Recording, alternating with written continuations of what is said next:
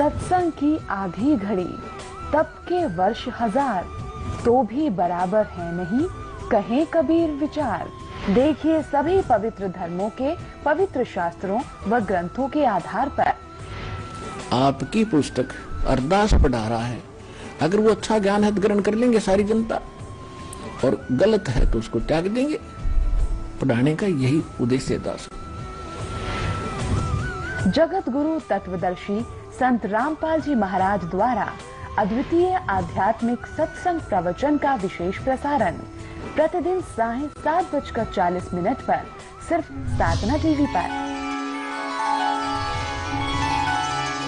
जब हम परमात्मा की शरण में आ जाएंगे, सतनाम का सच्चे नाम का जाप करेंगे, ये माया आपके चारों तरफ पड़ी रहेगी, लेकिन फिर हमने इसकी आवश्यकता ना रहे। अब जैसे हम शराब पीते थे, बीड़ी पीते थे, यानी दास नहीं पीता था, उसे बता रहा हूँ, बीड़ी बाड़ी कभी नहीं पी, लेकिन जैसा भी जो भक्त आए हैं शरण में, शराब पीते थे, तम्बाकू प्रयोग करते थे, लंबी लंबी सिगरेट ला के टोर दिखाया करते थे, हैं मांस खाते थे, और 100 तरह की लोग दिखावा ड्रामे करते थे। ये सारे छूट जाएंगे इस भक्ति मार्ग में, ये प्रतिबंध लगाए जाते हैं। तो वह माया जो वेस्ट जाती थी, एक शराब पीने वाला, उसका तो एस्टिमेट नहीं लगा सकते एक दिन में कितना नाश कर दे। एक सिंपल सी बीड़ी और तम्बाकू प्रयोग करने वाला, सिगरेट पीने वाला कम से कम 20-30 रुपए डेली बर्बाद कर देता, बल्कि आज तो ज्यादा हो गए होंगे। तो महीने में एस्टिमेट लगाओ तो 1000 का तो उसका कम से कम ये खर्चा हो गया, ये बच गया। फिर शराब पीने का तो एस्टिमेट नहीं, एक महीने में 10,000 पी जाए, 15,000 का नाश कर दे। ऐसे जो हम लोग दिखावा और ये अपना अननेसेसरी वस्तुओं का प्रयोग करते थे, वो खत्म हो जाएगा। फिर वह माया आपके चारों तरफ लौटी रहेगी। थोड़े से काम में और खूब गुजारा होगा। परमात्मा की भक्ति में इतनी शक्ति है, जैसे पहले हम देखा करते थे, एक सेठ था, उसका लड़के के पेट में दर्द हो गया और ऐसा है पीड़ा होगी, अचानक ले गए हॉस्पिटल में, प्राइवेट हॉस्पिटल में, जो उनका जानकार था। उसने देखा जल्दी, भाई इतनी पीड़ा है तो कोई, उसने अपनी सोच से ऑपरेशन कर दिया अपेंडिक्स का, ऑपरेशन कर दिया, अपेंडिक्स निकाल दी। पीड़ा ज्यों की तो बनी रही। जब वो पेन किलर बंद करी तो फिर ज्यों की तो पीड़ा। फिर उसी तरह फिर दूसरे डॉक्टर के पास ले गई।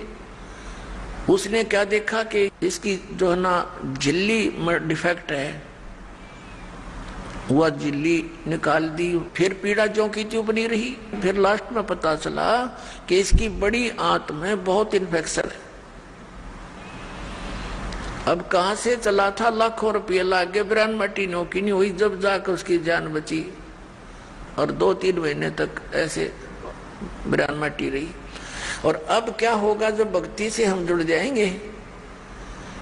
पुण्यात्मा, इसलिए भगवान की तलाश की जाती है, क्योंकि हम बहुत युगों से पापों का ढेर लगाते आ रहे हैं। पाप के प्रभाव से थोड़ा बहुत हानि शरीर में भी होने लगती है, तो थोड़े ही ट्रीटमेंट में 100 रुपये की दवाई में आप स्वस्थ हो जाओगे, और नहीं तो लाखों लाख का पीछा छूटर मौत भी हो जाए।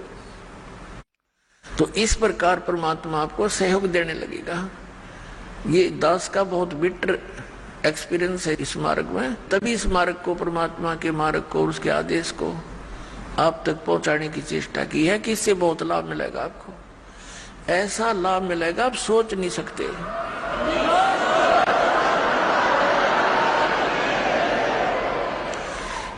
भगवान को हम इसलिए खोज रहे थे कि वो हमें सर्व सुख देता है। तो वो सर्व सुखदायी परमात्मा मिला ही नहीं था, अब मिला सर्व सुखदायी। अब ये सुख ही सुख देगा, यहाँ दुख हो ही नहीं सकता। जैसे बर्फ है, एसी रूम है, वो ठीक चल रहा है तो उसमें गर्मी का काम क्या। तो ऐसे परमात्मा का ये कनेक्शन मिलने के बाद आपके परिवार में न सोच ले, गर्मी के दिनों में एसी लग गया और वो सर्दियों में भी काम करेगा। यानी ऑटोमेटिक है परमात्मा का सिस्टम, आपके हर तरह से सुख देगा। तो प्रसंग चल रहा है कि हम उस स्थान को भूल गए जहां जाकर हम सदा सुखी रहेंगे, और हम सभी पहले वही रहते थे। अब कई भक्त अज्ञानतावश भोले भाले जिनको ज्ञान नहीं, वो ये प्रश्न किया करते कि एक बात बता, जब सारे ही यहां से चले गए तो यहां कौन रहेगा? बता, वो नैया ही चिंता हो रही है कि यहां कौन रहेगा बता। अरे यहां यूं तो एक पत्थर है, घूमता रहेगा, हमने क्या ठेका ले रखा है पृथ्वी का? ये मंगल ग्रह जो चांद और ये सारे धक्के खाने लग रही है, फिर जागा हम अपने सतलोक में चलेंगे, इसकी हमने क्या क्या करना? ये तो जिसका हुआ आप संभालेगा इसने। तो कहने का भाव ये है कि हम इतने रंग गए यहाँ पर। जैसे एक भक्त भोला बाला, उसके घर उसकी पत्नी बहुत बीमार थी, बहुत समस्या में थी, हर तरह से तकलीफ थी। परमात्मा की दया हुई, दीक्षा ली, भगवान की कृपा से वो स्वस्थ हुई। तो उसको समझाने लगे, भाई नाम ले ले भगत, नहीं तो भक्ति ना करने से पशु बनोगे, जोटा बनेगा। वो जोटा बुग्गी ले रहा था, उससे कहा भाई फिर जोटा बनेगा तो न्यू बोला, महाराज जी जोटा भी तो बनना चाहिए, फिर बुग्गी में कौन चलेगा? इसने बुग्गी की चिंता हो रही। मैं कहा अच्छा भाई, तो बुग्गी खातिर कर ले काम। फिर उसे उपदेश ले लिया उसने। लेकिन हमारी धारणा ऐसी बनी हुई है कि यहां ऐसे कैसे होगा। तो पुण्यात्माओं, परमात्मा के इस मार्ग को बहुत गहराई से समझो। जिस उद्देश्य से परमात्मा स्वयं आते हैं उस अच्छे लोक से इस गंदे लोक में आपके लिए, तो ये कितना इंपॉर्टेंट काम होगा। एक ऐसे वैसे तो भगवान इतनी दूर से आए नहीं, आपको ये ज्ञान देने के लिए कि तुम यहाँ के रहने वाले नहीं हो, सतलोक में एक बहुत सुख है, और जिस सुख को तुम यहाँ खोज रहे हो ये तुम्हें 1000 लाख करोड़ वर्ष खोजते रहो तो नहीं मिला, एक जन्म की जब बात छोड़ो। और यहाँ क्या हालत है तुम्हारी, उससे हमें परिचित कराते हैं। उधर से काल के दूत भी अपनी खूब काल प्रेरणा से अज्ञान का प्रचार स्प्रे कर रहे हैं जगह जगह। अपने आत्माओं, परमात्मा ने आके हमें इसलिए ये ज्ञान दिया क्योंकि हम उनके बच्चे हैं, और ये जो काल हमारा दुरुपयोग कर रहा है हम इसके बच्चे नहीं हैं। अपने बच्चों को कोई ऐसा दुखी कर सकता है? किसी की टांग कट गई, किसी की आंख फूट गई, और किसी का हाथ कट गया, किसी का बेटा मर गया, किसी की बेटी मर गई, कोई कैंसर से पीड़ित है, कोई पशु पक्षी बनकर, गधे कुत्ते बनकर बिष्टा खा रहे हैं, टट्टी खा रहे, तो ये कोई अपने बच्चों को ऐसे दुखी कर सकता है? तो इस भगवान को हम अपना मालिक मान सकते हैं? यहाँ का जो स्वामी है ये काल है, इसका उद्देश्य हमें पीड़ित करना और विचलित रखना है, भ्रमित रखना, ताकि इनको भगवान का ज्ञान ना हो जाए और कहीं ये भाग ना जाए। तो उससे पहले ये अपने संत भेज के, वो भी बच्चे परमात्मा के, वो संत हैं या जैसे भी उस काल का फंस गए, वो उस अज्ञान के मास्टर बन गए, उस अज्ञान को जगह जगह प्रचार करने लग गए। भोली आत्माओं ने उनको संत महात्मा मानकर उनके एक एक वचन को शिरोधार्य कर लिया। अब ये सच्चा ज्ञान जब आता है तो वो पुराना पेंट उतरता नहीं जल्दी सी। तो दास के ऊपर दया करी परमात्मा ने कि पहले इन सभी सदग्रंथों का ज्ञान करवाया, और फिर इन संतों के वचनों को देखा कि ये क्या बताते हैं, हमारे सदग्रंथ क्या बताते हैं। फिर पता चला कि ये तो भाई गलत कर रहे सारा काम, ये तो आसपास में नहीं सदग्रंथों के 1 2 3 4 10 सैकड़ों की संख्या में इन संतों के इतिहास को, इनके ज्ञान को दास ने पढ़कर देखा। शायद ये तो अच्छा महात्मा दिखाई देता है, इसका शायद ठीक मिल जावे। फिर जो चले गए यहाँ से महापुरुष, जिनका बड़ा बोलबाला था, ये मैं ऋषिदानंद जैसे नकली, इनसे बड़ा प्रभावित था दास। और दास ने इसके सत्यार्थ प्रकाश को इस उद्देश्य से इस तत्व ज्ञान की प्राप्ति के बाद पहले भी पढ़ते थे, पहले समझ में नहीं आता था कुछ भी कि महापुरुषों की वाणी हम नहीं समझ सकते, ये सोच कर रख देते थे इसको, ऐसे इन पुराणों को रख देते थे भाई ये तो भगवान की माया है, हम कैसे समझ सके। और जब दास की परमात्मा ने वो आँखियां बना दी तत्व ज्ञान वाली, उस दृष्टि से जब इनको देखा उन चश्मों से, तत्व ज्ञान वाले चश्मों से, फिर देखा अरे नाश कर रखा सारा, कख भी नहीं इनके पास, ना वेदों वाला ज्ञान, ना कोई संसारिक व्यवहारिक बातें ठीक इन लोगों की। तो बड़ा चिंता का विषय बना। और इस सत्यार प्रकाश को दास ने इसलिए पढ़ा था कि ये महापुरुष का लिखा हुआ है और इस महापुरुष के विचारों को सभी मानते हैं और परमात्मा दया कर दे और कबीर परमेश्वर के वचनों का समर्थन मिल जाए तो मुझे ये ज्ञान आगे बढ़ाने में घड़ी सुविधा हो जाएगी कि देखो सत्यार प्रकाश में महर्षि दानंद ने भी ऐसा ही बोला है।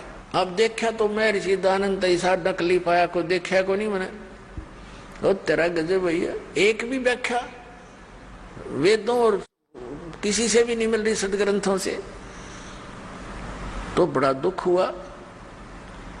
तो इसलिए फिर जनता के सामने रखने शुरू किए कि ये ओरिजिनल नोट है, हमारे सदग्रंथ तो ओरिजिनल नोट है और ये डुप्लीकेट नोट है इन संतों के जिनको तुम ओरिजिनल मान करके ग्रहण किए हुए हो। अब प्रारंभ में तो दास को बड़ी कठिनाई का सामना करना पड़ा, क्योंकि श्रद्धालु लोग ये कहते हैं कि किसी की आलोचना नहीं करनी चाहिए, अपना ज्ञान बताओ। अरे अपना अपना सारे बताओगे तो सबका अपनी अपनी डफली, अपना अपना राग, फिर वो ज्ञान के रह गया तो जो जैसा कहेगा वो तो ऐसा चल ही रहा था। फिर पुण्यात्माओं, जैसे एक बार किसी ने 500 के नोट नकली छाप लिए और वो मार्केट में पहुंच गए, उनका पता लगा सरकार ने, तो फिर जनता को ठगने से बचाने के लिए एक समाचार पत्रों के माध्यम से, टीवी के माध्यम से ओरिजिनल और डुप्लीकेट दोनों दिखाए, उनकी भिन्नता बताई, ओरिजिनल ऐसा होता है, डुप्लीकेट ऐसा होता है। तो क्या सरकार आलोचना कर रही थी? एक महापरोपकार कर दिया ना, लाखों लोग ठगे जाते, गरीब व्यक्ति मारे जाते जिनके 5-7 हजार रुपये होते, वही ठग नकली कागजों में लग जाते। तो पुण्यात्माओं, दास का यही प्रयत्न समझ लेना, ये पूरा विश्व याद किया करेगा इस दास को। ठीक है, दास को बहुत कठिनाइयां आई हैं,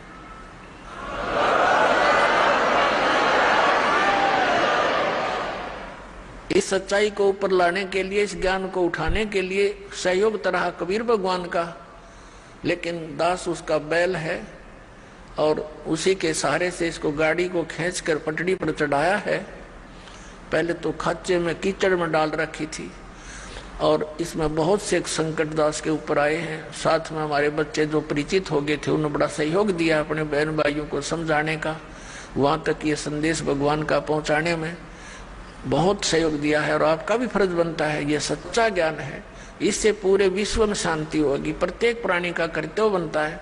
पहले आप अच्छी तरह समझे दास के विचारों को और शरद ग्रंथों को और उन महापुरुषों के विचार जो दास आपके रूबरू कराता है कि उन महापुरुषों ने भी ऐसी साधना की, उनसे उनका मोक्ष हुआ, तो उनको अच्छी तरह समझकर फिर आप लगो और साथ में औरों को भी ट्राई करो प्यार से।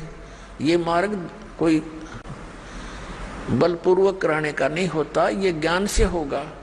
और काल भगवान ने एक प्रार्थना की थी परमात्मा के समक्ष, कबीर जी के समक्ष, कि हे परमात्मा आप चौथे युग में जितना चाहो जीव ले जाना, लेकिन एक दया करना परमात्मा कि जोर जबरदस्ती ना करना। कलयुग में जब आप ले जाओ, अपना ज्ञान देना, आपका ज्ञान ग्रहण करें वो आपके हो जा और मेरे ज्ञान को माने वो मेरे पास रह जा, मेरा आहार बने रहे, जबरदस्ती ना करना। और अपना ज्ञान समझा के कितने ले जाना। अपनात्मा परमात्मा ने कहा था ठीक है भाई, ज्ञान बगैर तो मैं ले ही नहीं जा सकता, अगर वैसे भी ले जा तो वहां टेके नहीं, ये फिर आओगे वापस, पहले वही ना रहा करती, तो मालिक को मालूम ही था कि ज्ञान से दृढ़ करूंगा इनको, और यहाँ के दुखों से ये छक चुके होंगे, यहाँ की इन कोठी बंगलों से भी ये छक चुके होंगे। आइए अब हम उन श्रद्धालुओं के अनुभव जानते हैं जो जगत गुरु तत्वदर्शी संत रामपाल जी महाराज जी से दीक्षा प्राप्त कर चुके हैं तथा उनके द्वारा बताए गए भक्ति मार्ग पर चल रहे हैं। हेलो हेलो, आप पवन भगत जी बात कर रहे हैं? हाँ जी। हाँ, सबसे पहले भगत जी आपको मेरा सत साहेब। सत साहेब जी, सत साहेब। हाँ हाँ, मैं वेस्ट बंगाल के आसनसोल से बोल रहा हूँ भगत जी। जी बोलिए। और हाल फिलहाल में ही मैंने ऑनलाइन दीक्षा ली, दुर्गापुर से ली थी, आसनसोल के दुर्गापुर जी में एक सेंटर है, वहीं से मैंने हाल फिलहाल में प्रथम नाम लिया है जी। और वीडियो में मैंने बहुत कुछ देखा, मैंने आपके बारे में, रामचंद्र जी के बारे में जी।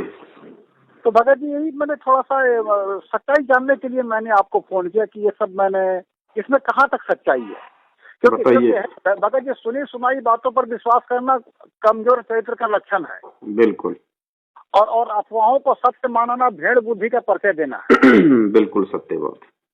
हाँ, तो यही भगत जी मैंने आपसे पूछा तो इसमें कहाँ तक सच्चाई और कैसी कैसी, मैंने इससे क्या होता है ना कि नए भगतों का विश्वास थोड़ा सा डगमगाने लगता है।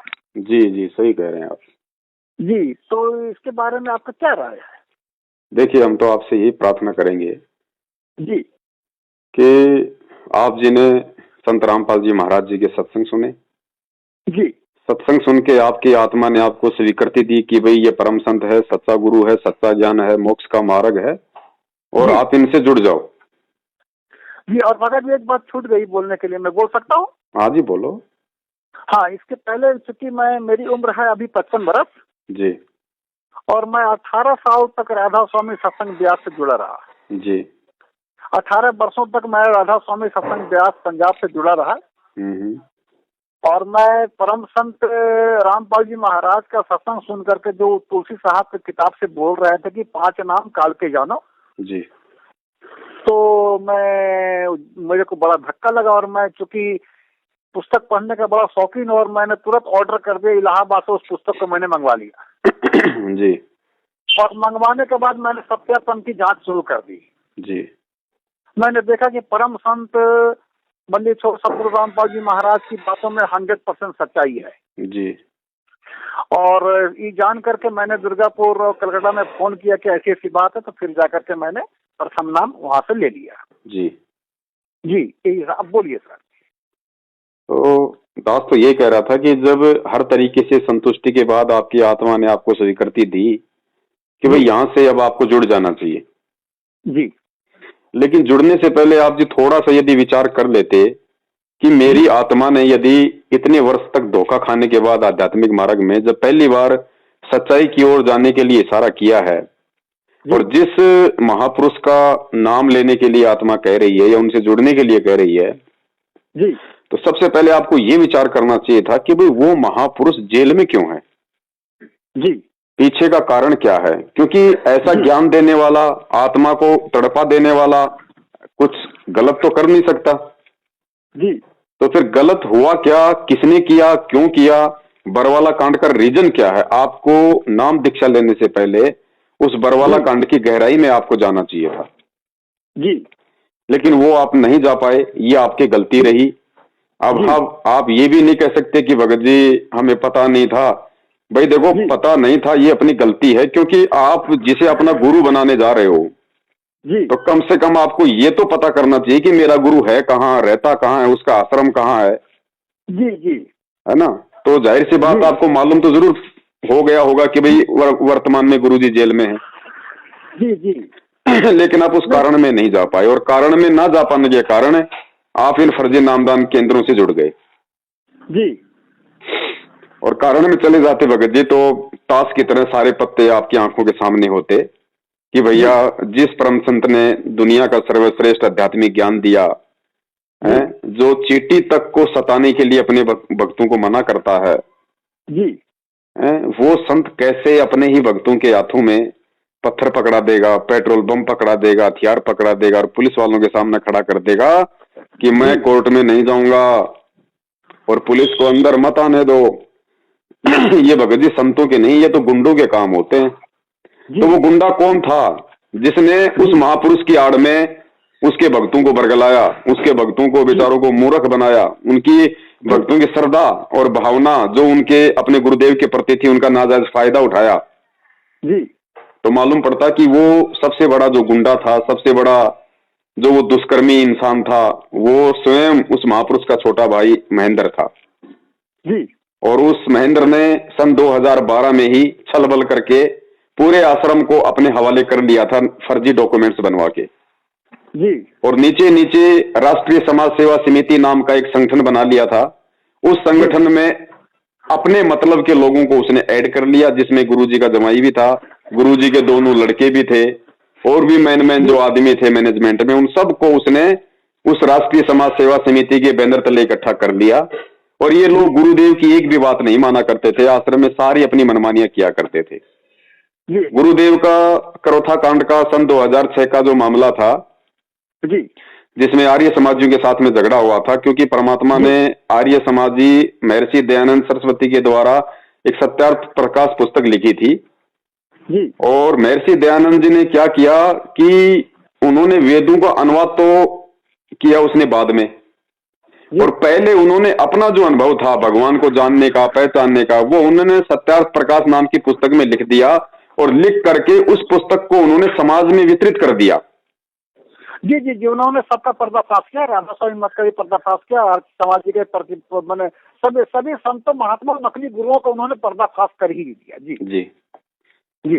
नहीं, वो बात आपकी सही है, लेकिन मैं जिस पॉइंट पे आ रहा हूँ और जहां पे आपको लेके जाना चाहता हूँ, मैं उस पॉइंट पे आ रहा हूँ भगत जी। वो तो आपने देख लिया होगा सारा, हमें पता है अब तो जी। तो महर्षि दयानंद जी ने सत्यार्थ प्रकाश को पहले लिख के समाज में बांट दिया। बोलिए। तो महर्षि दयानंद जी ने सत्यार्थ प्रकाश को लिख के पहले मार्केट में बांट दिया जी, और बाद में जब उन्होंने वेदों को देखा कि वेदों में क्या लिखा है, तो वेदों में तो बिल्कुल विपरीत लिखा हुआ था जो उन्होंने सत्यार्थ प्रकाश में लिखा था। तो फिर महर्षि दयानंद जी ने क्या किया कि सत्यार्थ प्रकाश वाली बात को ऊपर रखने के लिए वेदों के अर्थों में अनर्थ कर दिया जी, जिसका पर्दाफाश सतगुरु रामपाल जी महाराज जी ने किया। जी जी। और जब उसका पर्दाफाश सतगुरु रामपाल जी महाराज जी सार्वजनिक तौर पे सत्संगों में, टीवी चैनलों पे करने लगे, तो आर्य समाज के जो कुछ प्रतिनिधि थे जिनकी रोजी रोटी उन शास्त्रों को बेच के चल रही थी, उन लोगों ने बेचारी भोली जनता को भड़काना शुरू कर दिया कि रामपाल जी गलत अनुवाद बता रहे, महर्षि दयानंद जी की निंदा करते हैं, सत्यार्थ प्रकाश की निंदा करते हैं। इस तरह से लोगों को भड़का के उन्होंने करोथा कांड करवाया। जी जी। और करोथा कांड में प्रशासन भी उन्हीं आर्य समाजियों के साथ में था। कहने का मतलब है वो झूठा वहां पे झगड़ा करवा दिया जिसमें एक व्यक्ति की मौत हो गई जिसका नाम था सोनू, और वो मुकदमा लग गया संत रामपाल जी महाराज जी पे कि भाई संत रामपाल जी महाराज जी के कारण इसकी मौत हुई है। तो वो मुकदमा गुरु जी का कोर्ट में चल रहा था जिसकी तारीखें पड़ रही थी जी, क्योंकि 2006 में ये करोथा कांड हुआ था। उस कांड में गुरुजी 21 महीने जेल में रहे। 2008 के लास्ट में गुरुजी आ गए थे आश्रम में। उसके बाद गुरुजी की तारीखें पड़ रही थी क्योंकि गुरुजी उस मुकदमे में जमानत पे बाहर थे। अब जमानत पे बाहर हैं तो जाहिर सी बात है भगत जी कोर्ट में तो जाना ही पड़ेगा तारीखों पे। जी जी। लेकिन इन लोगों ने क्या किया, ये जो सतलोक आश्रम मैनेजमेंट हरियाणा था जी, इन लोगों ने गुरुजी को उन तारीखों पे नहीं जाने दिया और हर बार ये लोग कोर्ट को गुमराह करते रहे। कभी तो गुरुजी का फर्जी मेडिकल बना के दे दिया कि वे बीमार हैं, कभी मेडिकल बना दिया कि वे यहाँ है ही नहीं, वे बाहर हैं। इस तरह से इन्होंने कोर्ट की भगत जी 42 बार अवमानना की, 42 बार जी। और वो 42 बार अवमानना होते होते सन 2014 का टाइम आ गया जी। अब भगत जी कोर्ट की भी कुछ मर्यादा होती है, उनके भी कुछ नियम है भगत जी जी।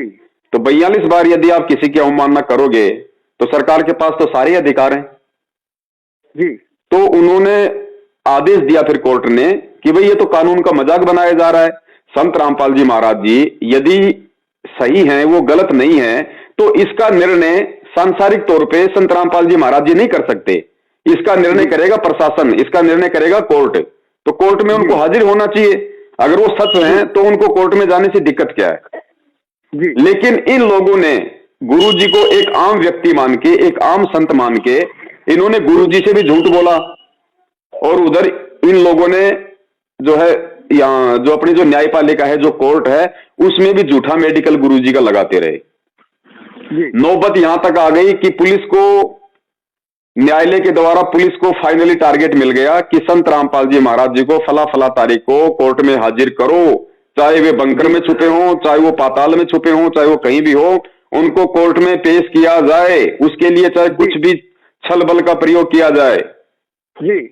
तो कोर्ट ने अपनी कोशिश की तो सतलोक आश्रम मैनेजमेंट हरियाणा ने, क्योंकि भगत जी बहुत ज्यादा अहंकारी लोग हो चुके थे, ये बहुत ही ज्यादा मनवस हो चुके थे, काल का इनके ऊपर अटैक हो चुका था, क्योंकि मनमानियां किया करते थे ये लोग गुरुजी की आड़ में। जी जी जी जी। तो इनको लगा कि हमारे पास तो लाखों भगत हैं, इतना पैसा है, सरकार हमारा क्या बिगाड़ देगी जी। तो इन्होंने क्योंकि गुरुजी से तो आम व्यक्ति को मिलने दिया नहीं जाता था आश्रम में जी, तो इन लोगों ने क्या किया भगत जी, गुरुजी की आड़ में, जी गुरुजी के आदेश की आड़ में, और इन्होंने परमात्मा को, जब बरवाला कांड हुआ तो उससे 4 दिन पहले इन लोगों ने परमात्मा को जान से मारने की कोशिश भी की और इन्होंने गुरुजी को नजरबंद कर दिया जी। ठीक है जी, ये गुरुजी के बयान है, मैं नहीं बोल रहा ये बात, ये संत रामपाल जी महाराज जी के खुद के मीडिया को सामने दिए गए बयान है। उन्होंने खुद मीडिया के सामने अपने वीडियो में कहा है कि मुझे भी आश्रम में रोक के रखा हुआ था। अब मैं छुपा नहीं रहता तो मेरे को जान मार देते। जी जी जी हाँ, अगर मैं छुपा नहीं रहता तो ये लोग मुझे मार देते, ये उनके बयान है। और सत्यवादी कभी झूठ नहीं बोलता, और वास्तव में इन्होंने ऐसी हरकत की थी, क्यों की थी, क्योंकि ये लोग ज्ञान को ना समझ पाने के कारण उनको गुरु या परमात्मा नहीं मानते थे, केवल उनको एक साधारण सा संत मानते थे जी। तो जब कोर्ट ने फाइनल टारगेट जब दिया, वो टारगेट के भैया किसी भी तरह से उनको पेश किया जाए जी, और जब इनको मालूम पड़ा कि प्रशासन आश्रम के ऊपर चढ़ाई करने वाला है, सरकार मुस्तैद हो गई है, 3-4 आर्मी की टुकड़ियां आ गई है बीएसएफ वगैरह की, जी, तो इन्होंने ऑल ओवर इंडिया में जो भी इनका नेटवर्क था, जितने भी इनके कोऑर्डिनेटर थे, उनके माध्यम से फरमान जारी करवा दिया कि गुरुजी का आदेश है और जितने भी जो जवान भगत हैं वो सभी सतलोक आश्रम बरवाला में आ जाओ, वरना सबका नाम खंड हो जाएगा, गुरुजी का आदेश है जी। तो बेचारे जो भगत थे अपने भाव और श्रद्धावश आश्रम की तरफ दौड़ लिए। आश्रम में जाने के बाद उनको आदेश दिया गया कि गुरुजी का आदेश है, गुरुजी कोर्ट में नहीं जाना चाहते और पुलिस आश्रम के अंदर नहीं आनी चाहिए, तो आप लोगों ने कमांडो बनना है, कमांडो। तो बेचारे भक्तों को काले कपड़े पहना के उनके हाथों में जो है लठ दे के सारी इन्होंने पूरी व्यवस्था कर ली, पेट्रोल के बम बना लिए, जो है छोटी छोटी ईंटें तोड़ के रख ली, और कुछ मतलब बंदूकधारियों को इन्होंने बाहर से बुलवा लिया और आश्रम के अंदर पूरा मुस्तैद हो गए कि यदि पुलिस अटैक करती है तो आर पार की लड़ाई होगी जी। अब भगत बेचारा भोला होता, उसको नहीं पता इन सब बातों का, क्योंकि नए नए लोग जुड़ते हैं, उनको नहीं पता होता। तो भक्तों ने सोचा भाई वास्तव में गुरुदेव का आदेश होगा और गुरुदेव का आदेश है तो उसकी पालना करनी पड़ेगी, वरना फिर हमारा तो जीवन बेकार हो जाएगा जी। तो भगत बेचारे इस भाव में आकर वहां पे कमांडो बन गए और पुलिस वालों से लड़ने के लिए तैयार हो गए जी। फिर हरियाणा प्रशासन ने देखा कि भाई संत रामपाल जी ने तो अपना पूरा मतलब सैन्य दस्ता तैयार कर लिया है, पूरे कमांडो तैयार कर लिए हैं। अब प्रशासन ये थोड़ी देख रहा है कि भाई ये किसी मैनेजमेंट ने किया है या किसी उनके भाई ने किया, प्रशासन तो गुरुजी को टारगेट बनाएगा ना। जी जी, तो मेन आदमी को टारगेट बनाएगा जी। तो प्रशासन ने और आदेश दे दिया कि भैया कुछ भी करना पड़े, उनको हर हाल में पकड़ना है, क्योंकि ये नाक की लड़ाई हो गई। तो प्रशासन ने भगत जी तकरीबन 25 से 30 हजार पुलिस फोर्स की व्यवस्था की अचानक। हाँ जी। और पता नहीं 16 टुकड़ियां बीएसएफ की, फलाना टुकड़ियां सीआरपीएफ की, आरपीएफ की, पता नहीं 25 से 30 हजार वहां पे पुलिस फोर्स के जवान आश्रम के चारों तरफ मुस्तैद कर दिए गए और धारा 144 लगा दी गई पूरे बरवाला में जी। और पुलिस ने फाइनली 18 तारीख को काफी बार उन्होंने अनाउंसमेंट किया कि भैया हमारा भक्तों से कोई झगड़ा नहीं है, आप भगत लोग यहां से हट जाओ, प्रशासन को अपना काम करने दो, हम केवल संत रामपाल जी महाराज जी को कोर्ट में पेश करना चाहते हैं, तारीख हो जाएगी, तारीख के बाद में जो भी कोर्ट का डिसीजन होगा वही हमें मान्य होगा, हमारा आप लोगों से कोई झगड़ा नहीं है। जी जी ठीक है। तो उसी समय ये जितने भी मैनेजमेंट के लोग थे, आपने इनके इंटरव्यू भी देखे होंगे, हमने भी भेजे हैं, तो खुद वहां पे संत रामपाल जी महाराज जी का जो भाई है महेंद्र, उसने मीडिया को इंटरव्यू दिया कि संत रामपाल जी महाराज जी आश्रम के अंदर मौजूद नहीं है, हमने उनको स्वास्थ्य इलाज के लिए परसों बाहर भेज दिया हॉस्पिटल जी। अब भगत जी पुलिस है, वो कोई मूर्ख थोड़ी है भक्तों की तरह। पुलिस वालों ने देखा यार ये कह रहे हैं कि हमने परसों संत रामपाल जी महाराज जी को इलाज के लिए बाहर भेज दिया और यहां तो 20,000 पुलिस फोर्स पिछले 6 दिन से पड़ी है, धारा 144 लग रही है, चिड़ी का बच्चा आश्रम से बाहर जा नहीं सकता, तो संत रामपाल जी महाराज जी कहां से चले गए जी। तो और ज्यादा उनको शक हो गया। और फाइनली उन लोगों ने 18 नवंबर 2014 दिन के 12 बजे जैसे रमणी शुरू हुई, आधी रमणी चली थी, तुरंत सबसे पहले सतलोक आश्रम बरवाला के आदेश पे आश्रम की तरफ से आश्रम की छत पे जो कमांडो खड़े थे उन्होंने पत्थरों से पुलिस वालों के ऊपर पथराव करना शुरू किया जी। उसके बाद में पुलिस वालों ने फिर भक्तों के ऊपर वही पत्थर वापस मारने शुरू कर दिए। जब ज्यादा बात बढ़ गई तो फिर पुलिस की तरफ से आंसू गैस के गोले आश्रम की तरफ छोड़े गए। लेकिन भगत जी दास भी वही मौजूद था, जो सच है वो दास बोलेगा। पुलिस वालों ने भगत जी केवल आंसू गैस के गोले दागे थे, गोलियां नहीं चलाई उन्होंने, पुलिस की तरफ से एक भी गोली नहीं चली जी। ना ही सतलोक आश्रम मैनेजमेंट की तरफ से कोई गोली चली जी। जबकि हथियार उनके पास भी थे, हथियार सतलोक आश्रम के पास भी थे। लेकिन आंसू गैस के गोलों से, पत्थरों से और डंडों से ही सब कुछ वहां पे तहस नहस हुआ था। जो भी भगत मरे हैं, जो भी वहां पे घायल हुए हैं, पुलिस वाले या भगत जी। अब उसके बाद में भगत जी फिर जो मुख्य जो व्यक्ति थे, जो मतलब कि दोषी व्यक्ति थे जी। उनको भगत जी पुलिस ने पकड़ लिया। और कुछ लोग जैसे गुरुजी का जवाई था, गुरुजी का भाई था, ये लोग अपनी राजनीतिक सेटिंग के तहत आश्रम से निकल गए रात को जी। गुरुजी को अकेला छोड़ गए और आश्रम से ये लोग फरार हो लिए। जी। और 19 तारीख की रात को 9 साढ़े 9 बजे के आसपास गुरुजी को हरियाणा पुलिस प्रशासन पंजाब के पंचकुला में लेके गया। पंचकुला में पहुंची पुलिस की टीम 1 बजे, गुरुजी का मेडिकल हुआ। गुरुजी बिल्कुल स्वस्थ थे, किसी प्रकार का कोई बीमारी कोई रोग नहीं था। जी। जो ये लोग झूठे मेडिकल बना के दे रहे थे कि वो अस्वस्थ हैं, बेड से उठने की भी उनकी हिम्मत नहीं है, वही गुरु बिल्कुल स्वस्थ पाया गया। क्योंकि गुरु ने पहले कह दिया था कि मुझे तो बंधक बना के रखा हुआ था, मेरी कोई बात ये लोग नहीं मान रहे थे। जी। जी। तो हॉस्पिटल से नीचे जैसे ही गुरुदेव आए तो गुरुदेव को मीडिया वालों ने पूछा कि रामपाल जी आपने जो गुंडे तैयार कर रखे थे, आपने जो इतना सब कुछ किया, तो गुरुजी ने कहा भाई मेरे कोई गुंडे नहीं थे, वो राष्ट्रीय समाज सेवा समिति के थे। वो वीडियो मैंने देखा है जी। तो गुरुजी ने स्पष्ट कहा कि भाई वो मेरे नहीं थे, वो राष्ट्रीय समाज सेवा समिति के थे। तो मीडिया वालों ने कहा कि रामपाल जी समिति भी तो आपकी है। तो गुरुदेव ने कहा कि नहीं, समिति मेरी नहीं है जी। तो ये क्लियर हुआ, सब कुछ साफ हो गया कि भाई ये जो भी कांड हुआ, जो भी कांड करवाया, ये केवल संत रामपाल जी महाराज जी के भाई और मैनेजमेंट के कुछ लोगों ने अपनी मनमानी हरकतों के चलते अहंकार में आके इन्होंने ये कांड करवाया। उसके बाद जब कोर्ट की प्रक्रिया शुरू होती है जी, और जब गुरुजी के बयानों की बारी आती है, या जैसे जो रिमांड हुआ उनका वहां पे जी, और जो भी अखबार में आता था, जो भी सारी सिस्टम थे, उसमें गुरुजी ने मैनेजमेंट को ही दोषी बताया, ना किसी आर्य समाज जी को दोषी बताया, ना किसी नेता को दोषी बनाया, ना किसी प्रशासन को दोषी बताया। गुरुजी का जो भी बयान बाहर आया उसमें यही आया कि रामकुमार ढाका, बलजीत और राजेंद्र ने मेरा बना बनाया आशियाना उजाड़ दिया, और आश्रम में जो भी गलत काम हुए वो सतलोक आश्रम मैनेजमेंट हरियाणा और समिति वाले लोग किया करते थे जी। और पिछले 6 साल से इसका सबसे बड़ा जो सबूत है जी, वो सबूत ये है कि पिछले 6 वर्षों से भगत जी, संत रामपाल जी महाराज जी के लाखों की संख्या में भगत हैं जी, आज तक सतलोक आश्रम मैनेजमेंट हरियाणा के द्वारा, उनके भाई के द्वारा,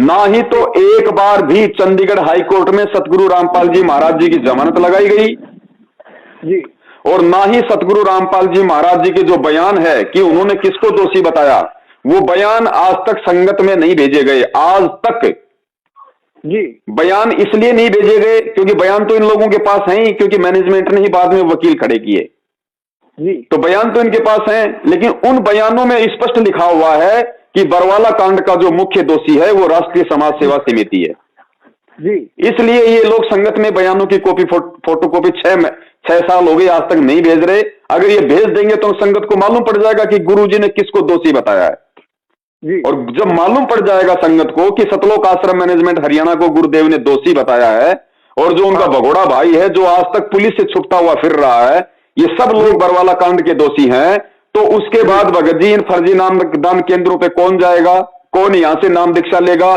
कौन इनको दान का पैसा देगा, कौन इनको ज्योति पाठ का पैसा देगा, कौन इनके कहने पे उल्टे सीधे आदेश मानेगा जी। तो ये इनकी पूरी भगत जी राम कहानी है। अब हम लोग ये जो सच्चाई है, इस सच्चाई को हम भगत समाज तक पहुंचा रहे कि भैया ज्ञान को आधार बनाओ, हमारे गुरुदेव सच्चे परमात्मा है, पूर्ण परमेश्वर है, वो ना कभी गलत वो कर सकते, ना किसी को गलत करने का आदेश दे सकते।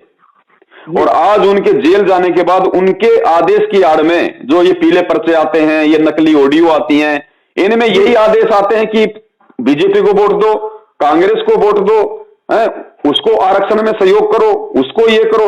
तो भैया जो आदेश गुरुजी ने 27 साल से हमें सत्संगों में नहीं दिए, हमें राजनीति से, इस वोटबाजी से हमेशा दूर रहने का आदेश दिया, वही गुरु जेल जाने के बाद में अपने सत्संगों के विरुद्ध कैसे अपने भक्तों को राजनीति की आग में डाल देगा जी। और जिस गुरु ने अपना विधान बताया कि गुरु बिन माला फेरते, गुरु बिन देते दान, और गुरु बिन दोनों निष्फल है चाहे पूछो वेद पुराण। और परमेश्वर कहते हैं कि 10वां अंश गुरु को दीजिए, 10वां अंश यानी अपनी आमदनी का 10वां हिस्सा दान के रूप में अपने गुरु के हाथों में देना है कि 10वां अंश गुरु को दीजिए, ताते जन्म सफल कर लीजिए। अब बताओ, वो दान का पैसा, वो ज्योति का पैसा आज गुरु के हाथों में ना देके ये बेचारी भोली संगत इन काल एजेंटों के हाथों में दे रही है, इनके फर्जी नामदान केंद्रों पे जमा करा रही है, तो भगत जी भगत समाज को लाभ कहां से मिलेगा? कभी कभी भगत जी मन में थोड़ा सा हमारा, चूंकि अभी मैं तो नया हूँ ना जी, और बहुत सारे सत्संग भी गुरु महाराज का बहुत डेढ़ 3-4 बहुत सारे सत्संग भी मैंने सुना, किताब को भी अध्ययन किया जी। कभी कभी मेरा हम ही इंसान मन में एक ख्याल पैदा होता कि कहीं काल भगवान तो हमारे गुरुदेव से मजबूत तो नहीं है जी। जी, मन में ऐसा ख्याल क्यों आता?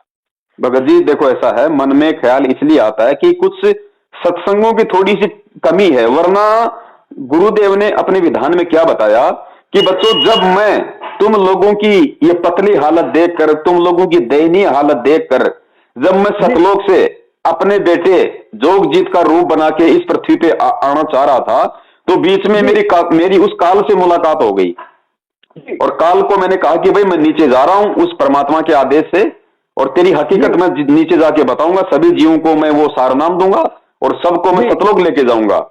तो काल की परमात्मा की काफी वार्तालाप हुई, फिर एंड में बात ये हुई, काल ने ये कहा कि परमात्मा आप मुझे ये वचन दो कि आप नीचे जाओगे और आप अपना ज्ञान प्रचार करोगे, लेकिन परमात्मा आप जबरदस्ती ना करना, जो आपका ज्ञान समझे वो आपका, और जो आपका ज्ञान ना समझे परमात्मा वो मेरा, उसको आप बाई फोर्स जबरदस्ती सतलोक लेके नहीं जाओगे। तो परमात्मा ने कहा तथास्तु।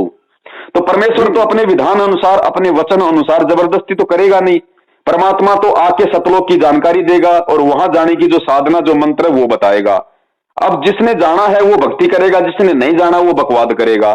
फिर परमात्मा ने बताया कि भाई देखो, यहां का विधान है, काल, वो परमेश्वर ने कहा कि जब तक हंसा मेरी आना और काल लगे ना तेरा बाणा, कि हे काल, जब तक मेरा भगत, मेरा हंस मेरी आन में रहेगा, मेरी मर्यादा में रहेगा, तब तक तेरा अटैक नहीं हो सकता, तेरा दाव मेरे भगत पे नहीं लग सकता जी। तो भगत जी, अगर ये सतलोक आश्रम मैनेजमेंट हरियाणा यदि मर्यादा में होता तो भगत जी उस काल की क्या औकात, उस जैसे 1000 काल भी यदि उस आश्रम के बाहर आ जाएं, और जिस आश्रम में भगत जी पूर्ण परमात्मा बैठा हो, जिस आश्रम को परमात्मा ने मिनी सतलोक बना रखा हो, जिस आश्रम में हजारों भगत रोजाना सतनाम का जाप करते हो, जिस आश्रम में परमात्मा की ज्योतियां जल रही हो, भगत जी उस आश्रम में 1000 काल भगवान मिलकर भी उस बरवाला आश्रम की एक ईंट तक नहीं उखाड़ सकता। लेकिन परमात्मा का विधान था कि जब तक हंसा मेरी आना, काल लगे ना तेरा बाना। तो भगत जी ये लोग मर्यादा में नहीं थे, जिस कारण से इन लोगों के माध्यम से उस काल को आश्रम में प्रवेश करने का मौका मिल गया जी जी। और परमात्मा के विधान के विपरीत होने से फिर तो परमात्मा किसी को मना करेगा ही नहीं। भाई गुरुजी ने क्या कहा कि भाई अगर तुम लोग हाथी पे बैठे हो और नीचे चाहे 20 कुत्ते भौ भौ करे, तुम्हें घबराने की जरूरत नहीं है, वो तुम्हारा कुछ नहीं बिगाड़ सकते। लेकिन अगर तुम अपनी गलती से हाथी के नीचे उतर जाओगे, फिर तो तुम्हारी पिंडी पाड़ेंगे जी। तो भगत जी परमात्मा रूपी हाथी के ऊपर जो ये मैनेजमेंट बैठा हुआ था, कभी बाद में ये अपनी गलती के चलते उस परमात्मा से नीचे उतर गए, और नीचे तो भगत जी काल तैयार खड़ा था। अब देखिए, मैंने कहा जाता है ना कि गुरु पुण्य आत्माओं को मिलते हैं जी, गुरु पुण्य आत्माओं को अपने शरण में लेते हैं जी। तो वो पुण्य आत्मा जब गुरु के शरण में चल जाते हैं तो फिर गुरु द्रोही कैसे बन जाते हैं भगत जी? देखो भगत जी, बात ऐसा है, ये जीव आत्मा ऐसा तो है नहीं कि आप और हम सबको परमात्मा जब यहाँ सतलोक से आए तो हम सबको अपने साथ में लेके आए थे। हम तो परमात्मा से बहुत ही पहले यहाँ पे आए हुए ना जी भाई। इस 21 ब्रह्मांड में परमात्मा बाद में आए, पहले हम आए काल भगवान के साथ। जी और जब परमात्मा प्रथम सतयुग में इस पृथ्वी पे आए तब तक तो भगत जी हमारे इतने कर्म बिगड़ चुके थे। हमने इतने, कभी वो कसाई के जन्म भोगे, कभी राजा के जन्म भोगे, कभी आम व्यक्ति के जन्म भोगे। तो हमारे इतने कर्म बिगड़ चुके हैं, इतने कर्म बिगड़ चुके हैं भगत जी, हमारे ऊपर इतने पाप कर्मों का बोझ है जो परमात्मा धीरे धीरे उसको साफ करने में लगे हुए हैं।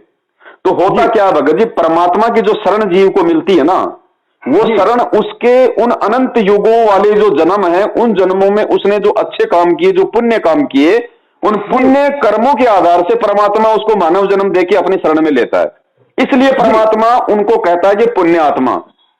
अब साथ में पुण्य के साथ साथ उस आत्मा के पाप कर्म भी उसके साथ में रहते हैं जी। अब वो आत्मा सतगुरु की शरण में आने के बाद इस ज्ञान को आधार बनाकर यदि और अपने पुण्य बनाएगी मर्यादा में रह के, जी, तब तो पुण्य आत्माएं रहेगी, उसके ऊपर कोई दाव नहीं लगेगा। और वो आत्मा सतगुरु की शरण में आने के बाद भी यदि वो छल बल को नहीं छोड़ेगी, राग द्वेष ईर्ष्या को नहीं छोड़ेगी, अपनी मनमानी हरकतों को नहीं छोड़ेगी, तो भगत जी परमात्मा का विधान है काल भगवान के साथ कि परमात्मा जबरदस्ती ना करना। जो आपका ज्ञान समझ के आपको स्वीकार करे वो आपका, और जो आपका ज्ञान समझ के फिर भी बकवाद करे वो मेरा। जी। तो जो बकवाद करता है भगत जी, फिर काल उस पर हावी हो जाता है और फिर उसके अंदर वो गुरु और भक्ति के प्रति उल्टी भावना भर देता है, जिसके चलते फिर वो गुरुद्रोही हो जाता है। हाल फिलहाल में एक वीडियो मैंने देखा था भगत जी जी जिसमें आपकी मैंने बातों में उतना मैंने इतना ज्यादा दम था जी। वो वीडियो मैंने देखा था कि आप जवाब दे रहे थे इनका कि रंभदूत के एक नितिन रायजादा नाम के जो संत कबीरपंथी बने हुए हैं। जी जी जी। उसका वीडियो मैंने आपको देखा था, शायद एक साल पहले का होगा, मैंने परसों ही देखा था। जी जी जी। जिसमें आपने उनको चैलेंज भी किया था कि मुझे आकर के मेरे से इस टॉपिक पर आप बात कर सकते हो। भगत जी मदन पंथ को आज भी चैलेंज है, आज भी अगर वो चाहे तो किसी भी दिन इस कबीर पंथ पे ज्ञान चर्चा के लिए आ सकता है भगत जी।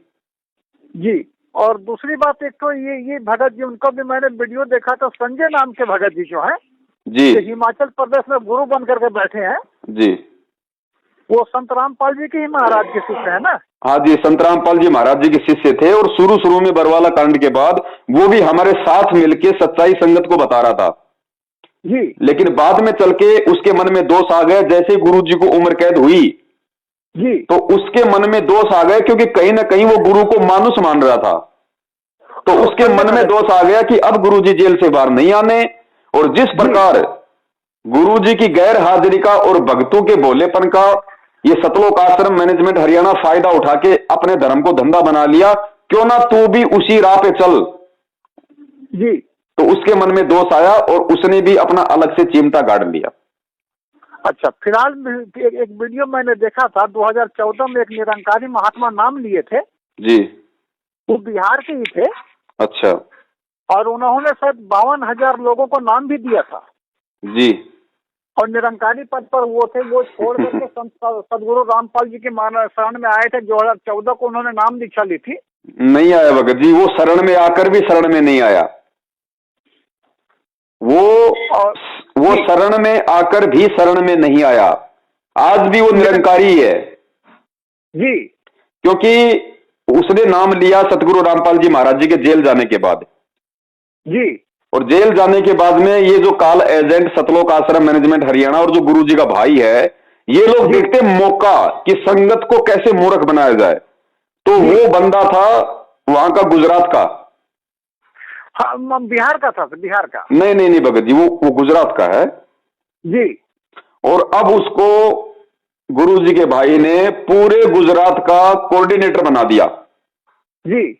और जो आदेश गुरु जी का भाई देता है वो सारे आदेश वो खुद भी मानता है और बेचारी भोली संगत से भी मनवाता है। खुद के भी वो कर्म फोड़ रहा है और बेचारी भोली संगत के भी वो कर्म फोड़वा रहा है। तो इससे अच्छा तो निरंकारी में रहता तो ही ठीक था।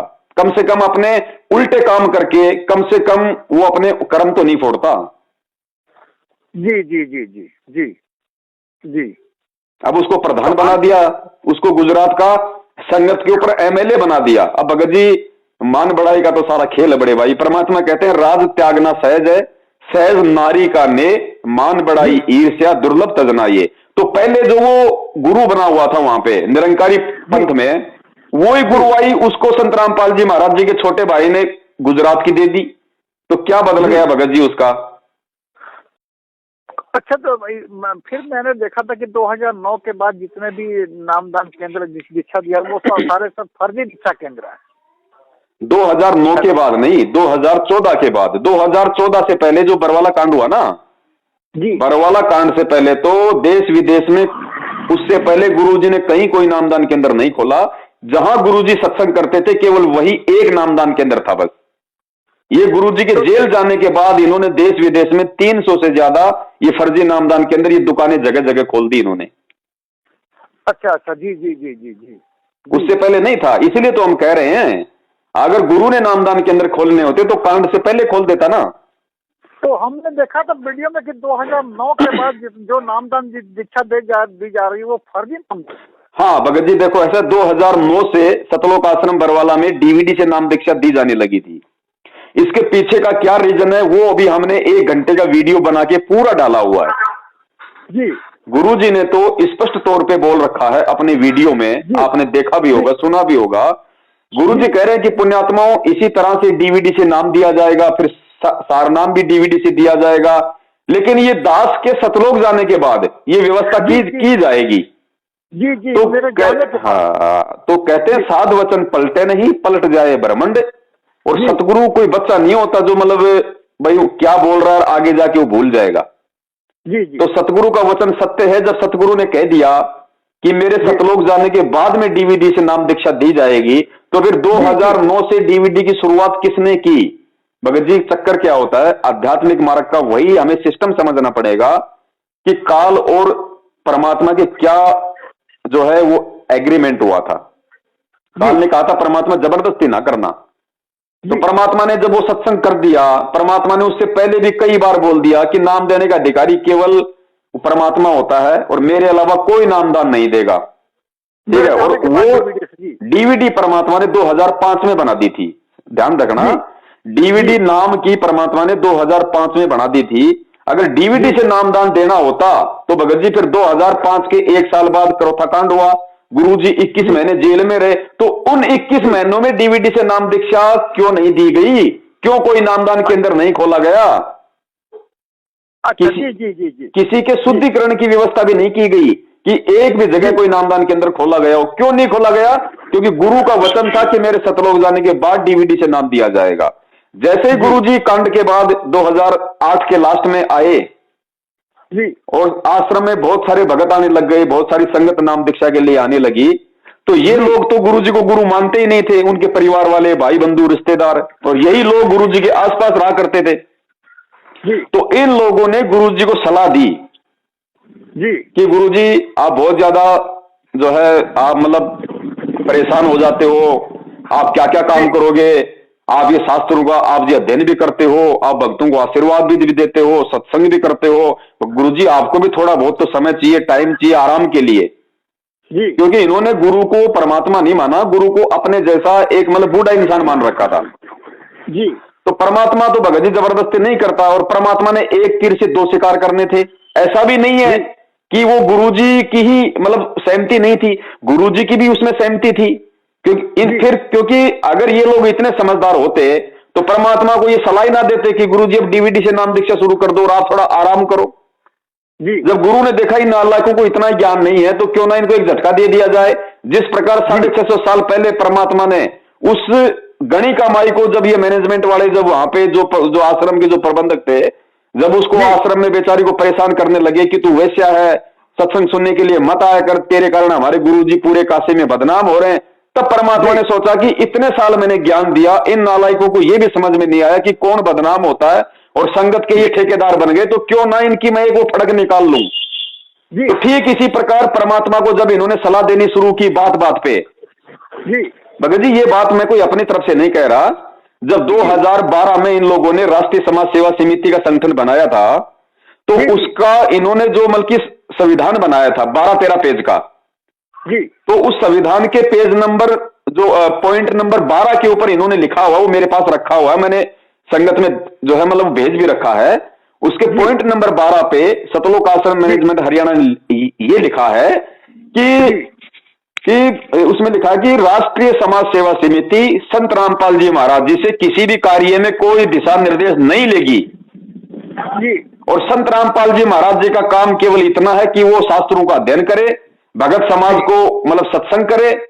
इसके अलावा संत रामपाल जी महाराज जी को बाकी सभी कामों से उनको फ्री रखा जाता है जी। कहने का मतलब है उस भगवान को 2 कौड़ी के जीव ने सेवा दे दी कि आपका काम केवल इतना है, आप सत्संग करो, अपना आराम करो, फालतू की बकवास नहीं, बाकी काम हम करेंगे और हम जो काम करेंगे उस काम में हम आपसे कोई सलाह नहीं लेंगे जी। तो भगत जी उस आधार से दास ये बात बोल रहा है कि इन्होंने डीवीडी की जो सलाह थी खुद इन्होंने गुरुदेव को दी, और गुरुदेव ने तो भगत जी खेल खेलना था क्योंकि संगत को ज्ञान आधार से परमात्मा ने तैयार करना था जी।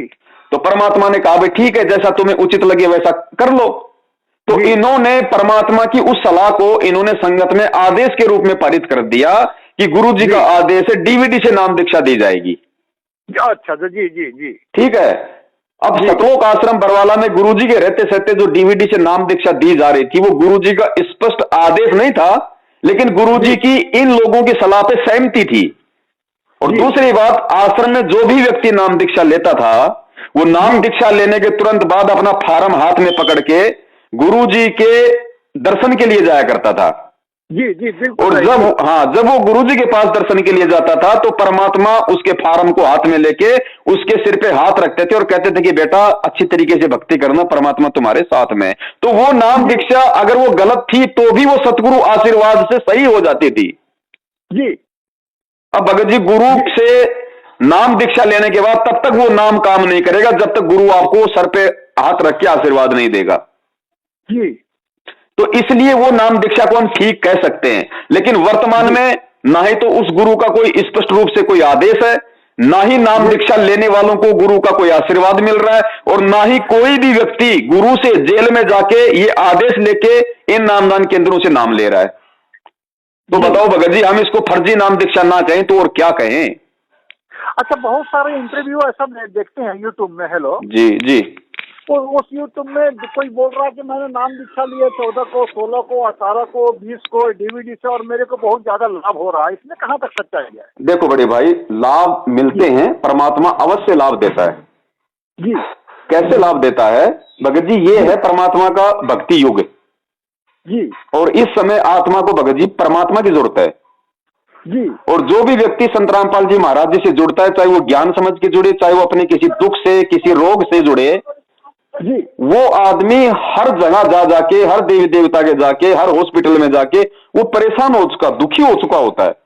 और उसको जब कोई बताता है, थोड़ा बहुत जब वो ज्ञान सुनता है, भक्तों के इंटरव्यू देखता है, तो उस आत्मा को लगता है कि भाई यहाँ पे मेरा रोग निवारण हो सकता है जी। और जब वो परमात्मा की शरण में आता है, इन नामदान केंद्रों से नाम दीक्षा लेता है जी, तो उस समय उसको एक विश्वास होता है कि भाई भगवान मुझे अवश्य लाभ देगा जी। अब भगत जी ऐसी स्थिति में यदि वो सतगुरु अपनी तरफ से, अपने कोटे से, यदि उस दुखी आत्मा को, जो हर देवी देवता से दुखी है, हर हॉस्पिटल से परेशान है, उसको यदि परमात्मा आज भी लाभ नहीं देगा थोड़ा बहुत, तो भगत जी वो आत्मा सदा सदा के लिए भक्ति और भगवान से अविश्वास कर लेगी। और वो परमात्मा नहीं चाहता कि कोई भी आत्मा, क्योंकि भगत जी भक्ति और भगवान पे विश्वास बनाए रखने के लिए तो परमात्मा ने 3 युगों से पता नहीं कैसे कैसे खेल खेले हैं। ब्रह्मा विष्णु महेश के रूप में, दुर्गा के रूप में परमात्मा ने अपनी आत्माओं को लाभ दिया। जी, जी, जी। इस दुनिया का भक्ति और भगवान से विश्वास ना उठ जाए, परमात्मा ने मीराबाई के जहर को अमृत बनाया, वरना श्री कृष्ण की हिम्मत नहीं थी जहर को अमृत बनाने की, क्योंकि जो श्री कृष्ण खुद जहर लगे तीर से मौत को प्राप्त हुआ, वो कैसे मीराबाई के जहर को भगत जी अमृत बना देगा जिसकी खुद की मौत बल्कि जहर लगे तीर से हुई? जी जी। तो उस कबीर परमात्मा ने भक्ति और भगवान पे आत्माओं का विश्वास बनाए रखने के लिए और वर्तमान समय तक इस भक्ति को जीवित रखने के लिए परमात्मा ने पहला भगत को आग से बचाया। तो भगत जी आपकी बातों ने तो मेरे को रुला कर रख दिया। तो बड़े भाई परमात्मा इसलिए लाभ दे रहा है, और जिस दिन ये भी फाइनल है, जिस दिन चाहे उस आत्मा को कितने लाभ मिल रहे हैं, कितने उसको सुख मिल रहे हैं, उस आत्मा को सुख और लाभ केवल तब तक मिल रहे हैं जब तक वो आत्मा मर्यादा में रह के भक्ति कर रही है। भले ही उसने फर्जी नामदान केंद्र से नाम लिया, कोई दिक्कत नहीं, हमने नाम को कभी फर्जी नहीं बताया, नाम परमात्मा का है, फर्जी केवल नामदान केंद्र है और ये लोग हैं। और जब तक वो भगत मर्यादा में रह के उस नाम का सुमरण करेगा, अपनी भक्ति करेगा, भगत जी प्रॉपर उसको लाभ मिलेगा। लेकिन जिस दिन उस आत्मा को सच्चाई का पता चल गया कि नामदान केंद्र फर्जी है और ये सारा का सारा एक षड्यंत्र है, उसके बाद भी यदि वो आदमी इन्हीं लोगों से चिपका रहेगा, इन्हीं को दान धर्म देगा, भगत जी उसी दिन से परमात्मा उस आत्मा के सिर से अपना पंजा हटा लेगा। क्योंकि परमात्मा का विधान है कि शरण पड़े को गुरु संभाले, जान के बालक भोला रे, कहे कबीर तुम चरण चित राखो, जू सुई में डोरा रो। परमात्मा केवल तब तक ही भगत को शरण देगा जब तक वो भोला है जी। और जब उसको ज्ञान हो गया कि ये सब कुछ ये पूरा षड्यंत्र है, बरवाला कांड केवल सतलोक आश्रम मैनेजमेंट हरियाणा का मनमाना आचरण है और गुरुजी को इन्हीं लोगों ने अपनी उल्टी हरकतों के चलते जेल करवाई है, उसके बाद भी यदि वो इनके कहने पे चलेगा, इनके नामदान केंद्रों पे जाएगा, इनको ज्योति पाठ दान का पैसा देगा, गुरुजी को 10 गालियां निकलवाने के लिए हिसार की तारीखों पे जाएगा, उसी दिन से परमात्मा उस आत्मा से दूर हट जाएगा। उसके बाद उस आत्मा को वही मिलेगा जो उसके संस्कार में है। सुख है तो सुख मिलेगा, दुख है तो दुख मिलेगा। भगत जी मैं जहाँ से नामदान लिया जी, वहाँ 2-3 बार मैं गया और वहाँ के लोग मेरे को कह रहे थे जी, और मैंने वो किया नहीं। वहाँ के लोग मेरे को कह रहे थे कि आप हो सके तो 15,000 रुपया आप वहाँ पर भेज दो आश्रम में जी, आपको करोड़ों जन्मों का पुण्य मिलेगा जी, और नहीं तो कम से कम 2100 रुपया यहाँ पर दे करके रसीद कटवा दो जी। मैंने ये दोनों में से कोई भी बात नहीं सुना जी। बहुत बढ़िया, दया परमात्मा की जी जी। मैंने क्योंकि मैंने जैसे आपने कहा था कि दान देने का अधिकार केवल गुरु जी के हाथ में दान देना है जी जी जी, और किसी के हाथ में दान नहीं देनी है जी। सो मैंने दान नहीं दिया। तो वे लोग थोड़ा सा नाराज हो गए जी। उन्होंने कहा कि आप इस काम करते, इतने बड़े आप ऑफिस सुपरिटेंडेंट हो, तो कम से कम 15,000 या 2100 रुपया का आप ज्योति पाठ के लिए पैसे दे दो। तो नाराज है तो नाराज है, मैं बस अपना जैसा कि आपने कहा कि मर्यादा में जो रहेगा उसी का, फर्जी नाम दान केंद्र से भी दीक्षा लेने पर उसको लाभ मिलेगा। बिल्कुल भगत जी, मर्यादा में रहनी है जी। भगत जी परमात्मा ने सन 1994 से 2014 तकरीबन 20 साल से ऊपर का समय हो गया था जी। परमात्मा ने ना तो किसी के दान के नाम पे कोई पर्ची काटी, ना किसी को परमात्मा ने कहा कि तुम दान दो। परमात्मा ने केवल एक अपना आध्यात्मिक विधान बताया कि वे 10वां अंश गुरु को दीजिए, यानी जो 10वां अंश का पैसा जो तुम अपने गुरु को दोगे, जो कबीर परमात्मा का विधान है, उनकी वाणी है, और जो तुम 10वां अंश अपने गुरु के हाथ में दोगे वो तुम्हारा बनता है धर्म यज्ञ। और वो पैसा परमात्मा अपने ही भक्तों की सेवा में लगाता है, आश्रम बनाने में, उनके लिए भंडारे की व्यवस्था में, नहाने धोने, तो वो पैसा तुम्हारा वो धर्म में लग रहा है। तो वो पैसा तुमने दिया किसको? गुरु को। गुरु कौन? सुपात्र। और सुपात्र को दिया हुआ दान ही फलीभूत होता है, कुपात्र को दिया हुआ दान फलीभूत नहीं होगा।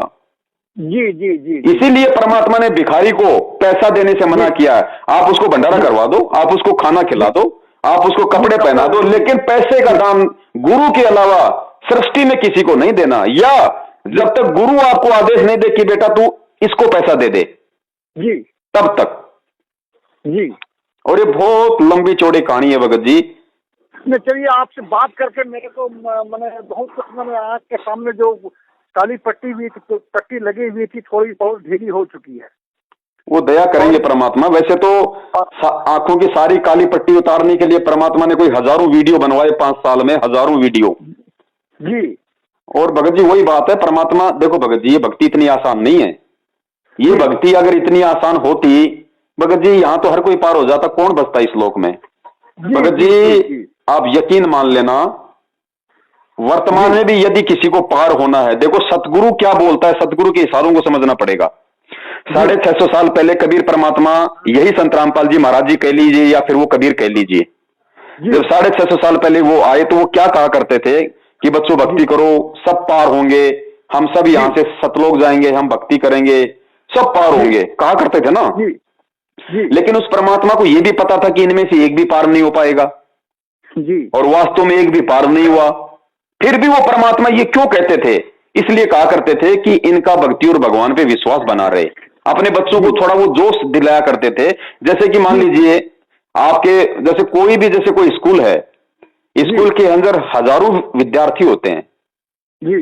क्या वो हेडमास्टर प्रिंसिपल कभी किसी को कहता है कि तू पास नहीं हो पाएगा, तू फेल होगा? नहीं नहीं नहीं, नहीं बिल्कुल नहीं, बिल्कुल नहीं। कोई फेल होने वाला होगा उसको भी यही कहेगा कि बच्चा मेहनत कर, पास होगा, चिंता मत कर, मैं तेरे को पूरा नंबर देके भेजूंगा, चिंता मत कर। जी जी। लेकिन भगत जी एंड में पास कौन होगा? जो उस टीचर के द्वारा पढ़ाई गई बातों को जो अपने दिमाग में बैठाएगा, जो उन पे वो रिवीजन करेगा, है वही होगा ना। तो वर्तमान में भी वही बात है भगत जी। परमात्मा तो कह रहे हैं कि वे सब पार होंगे, अरबों खरबों की संख्या में जाएंगे, विमान भर के जाएंगे, लेकिन भगत जी जाएगा कौन? जाएगा वो जो वर्तमान में उनको ज्ञान को आधार बना के और कदम कदम पे भगत जी सोच समझ के पैर रखेगा। क्योंकि परमात्मा कहते हैं कि पग पग पे यो तक तक मारे काल कसाई बाणा। ये जो काल कसाई है भगत जी, इस समय काल इतना चौकन्ना है, इतना चौकन्ना है, क्योंकि जब उसने खुद कहा था परमात्मा को कि परमात्मा 3 युगों में जीव आत्माएं सतलोक थोड़ी लेके जाना, जब चौथा युग कलयुग आए तो आप जितने मर्जी जीव ले जाना। तो भगत जी उसने भी तो पूरी प्लानिंग कर रखी है, वो कोई चद्दर ओढ़ के थोड़ी सो रहा है, वचन तो उसी ने लिया था। तो क्या उसको नहीं पता वर्तमान समय का कि मेरा जो भोजन है वो मेरे हाथ से निकलता जा रहा है? तो वो क्या नहीं करेगा? गुरुजी ने कहा कि वो सूक्ष्म रूप में अपने एजेंट यहां पे भेजेगा, तुम लोगों को विश्वास मिलेगा, तुम्हारी भक्ति को खंडित करवाएगा, गुरु के ज्ञान के विरुद्ध तुमसे आदेशों पे पालन करवाएगा। तो भगत जी ये मैनेजमेंट हमसे क्या करवा रहा है? टोटली ज्ञान विरुद्ध आदेश। तो भगत जी इसीलिए परमात्मा कहते हैं कि पार वही होगा जो ज्ञान को आधार बनाएगा। और परमात्मा की वाणी क्या कहती है भगत जी? परमात्मा की 2 वाणियों को ध्यान रखना सदा भगत जी, तभी आप भक्ति कर पाओगे बड़े भाई। परमात्मा की पहली वाणी है कि ये संसार विघन की घाटी, विघन की घाटी मतलब ये लफड़ों की जगह है। ये संसार विघन की घाटी, कोई निकलेगा बिरला सूर, कोई सूरमा भगत ही यहां से निकलेगा इस कलयुग की पिछली पीढ़ी में। और दूसरा परमात्मा ने कहा, मालिक की वाणी है कि खोकापुर में काग मिले दिन दोई रे, और अरबों में कोई हंस हमारा होए रे। अरबों भक्तों में, करोड़ों भक्तों में कोई एक अंश होगा परमात्मा का जो कलयुग की इस पिछली पीढ़ी में भी जाने के लायक बनेगा भगत जी। लेकिन ये मौका दिया परमात्मा ने, चाहे तो हर कोई वो हंस बन सकता है, चाहे तो हर आदमी वर्तमान समय में, क्योंकि ये मोक्ष मार्ग है, हर प्राणी विघन की घाटी को तोड़ सकता है, लेकिन तोड़ेगा वही जो उनके ज्ञान को आधार बना के चलेगा। काल एजेंटों के चापलूसी करने वाला, कुपात्रों को दान धर्म देने वाला, फर्जी नामदान केंद्रों से जुड़ के अपनी भक्ति का सत्यानाश कराने वाला, इशार तारीखों पे जाके घुटने तोड़ना, समय पैसा बर्बाद करना, वहां जाके पुलिस पब्लिक से 10 गालियां वहां पे गुरुजी को दिलवाला कि देखो रामपाल पाखंडी के चेले आ गए, भीड़ इकट्ठी कर दी, दुनिया को ये लोग परेशान कर रहे हैं, वो कभी जिंदगी में पार नहीं होगा। अगर यही कुकर्म करने थे भगत जी, यही अगर कुकर्म करने थे तो क्यों संत रामपाल जी महाराज जी की शरण में आए? ये तो नकली संतों की शरण में रह के भी कर सकते थे।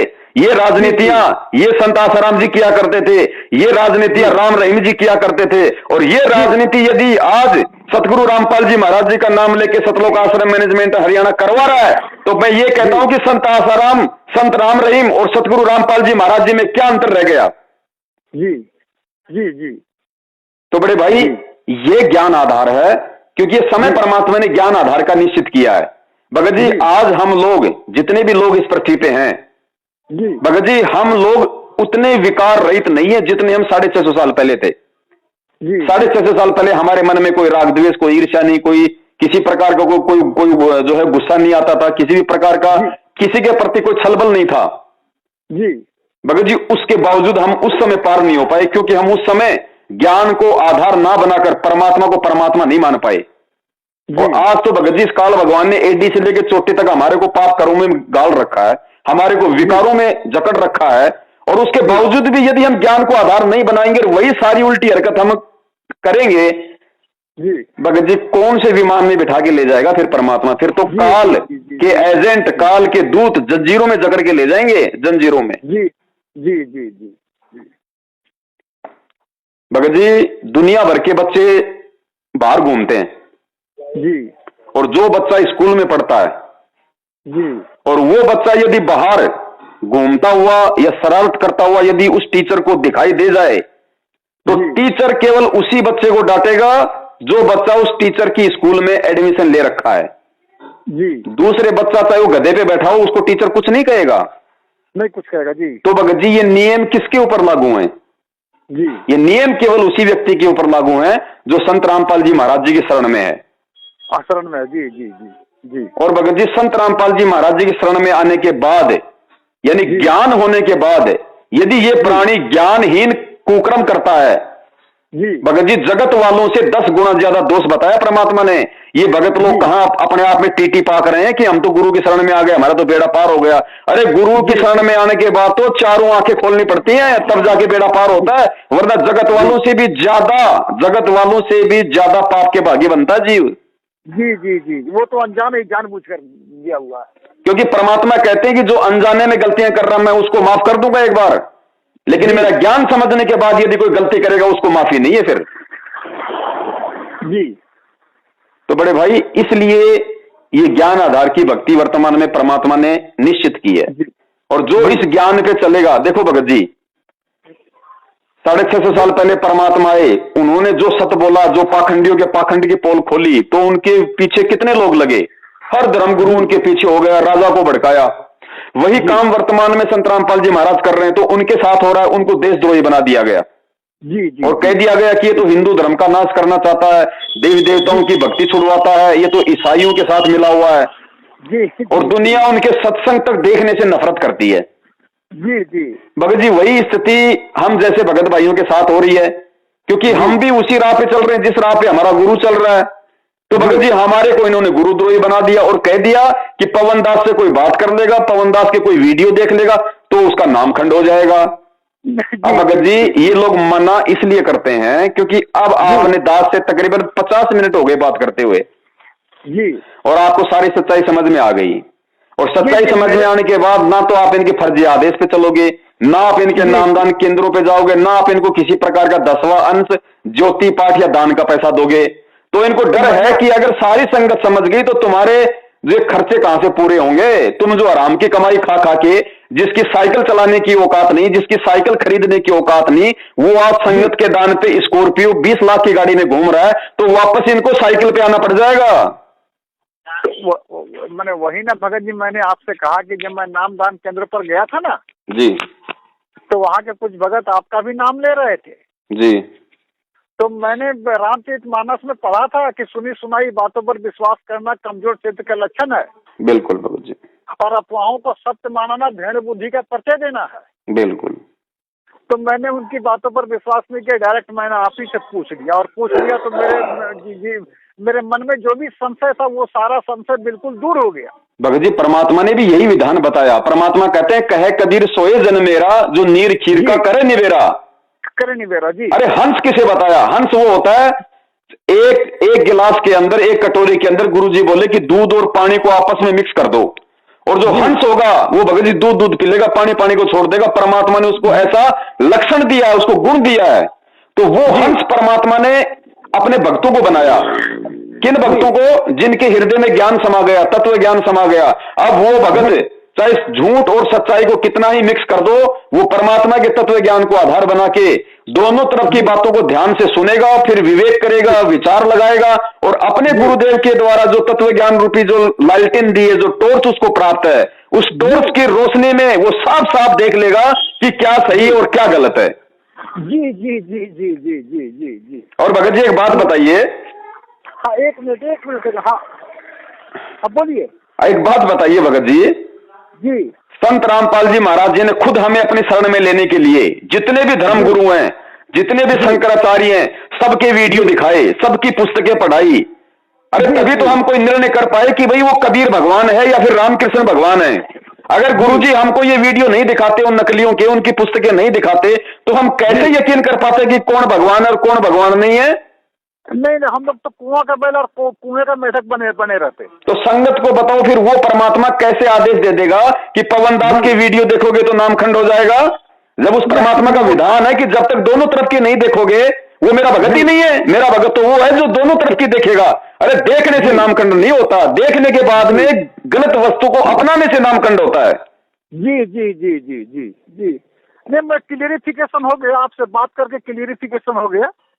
और भगत जी नाम दीक्षा आपने ले ली, उस समय तक देखो आप जी को सच्चाई का पता नहीं था, आपने किसी भी प्रकार की कोई शंका नाम पे नहीं करनी, नाम परमात्मा का है। लेकिन अब आपको सच्चाई का पता चल गया, आप जी परमात्मा को अपने घर में प्रकट मान के, भगत जी ये सत भक्ति है, आत्मा से परमात्मा का संबंध है, ये वही कबीर है, कोई संत रामपाल जी नहीं, ये ध्यान रखना।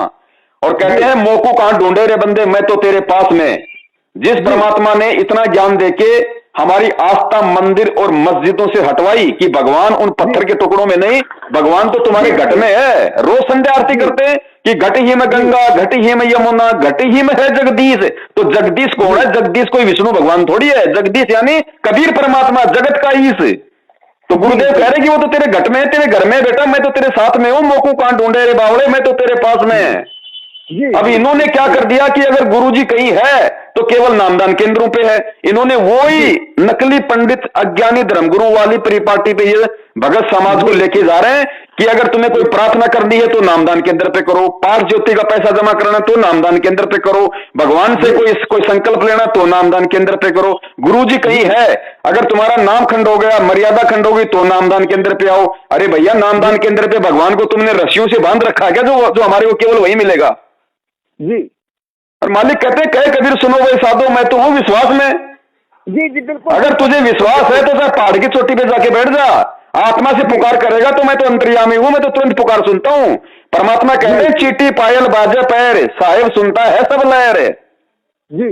अरे महाभारत के युद्ध में उस टटीरी पक्षी जिसको ये भी नहीं पता कि राम कौन है, कबीर कौन है, उसने आत्मा से पुकार की थी। परमात्मा ने अंडों की रक्षा के लिए इंद्र के हाथे घंटा तोड़ के महाभारत के युद्ध में डाल दिया और अंडों की रक्षा की।